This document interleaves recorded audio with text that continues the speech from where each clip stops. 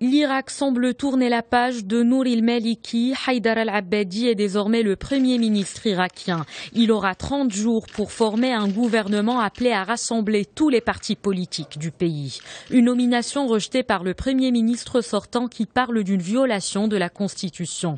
Accusé d'avoir conduit l'Irak vers la dérive avec sa politique confessionnelle, el-Maliki a perdu l'appui d'une partie de ses alliés.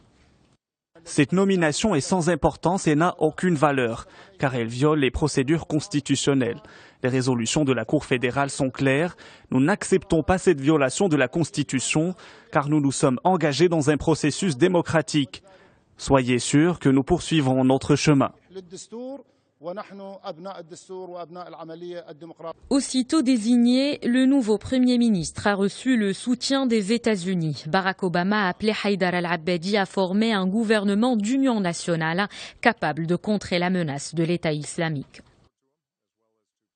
En vertu de la constitution irakienne, la formation d'un gouvernement de coalition capable d'unir les différentes communautés de l'Irak constitue un pas en avant prometteur. Tôt ce matin, le vice-président Joe Biden et moi avons appelé Haïdar al-Abbadi à former un gouvernement le plus tôt possible.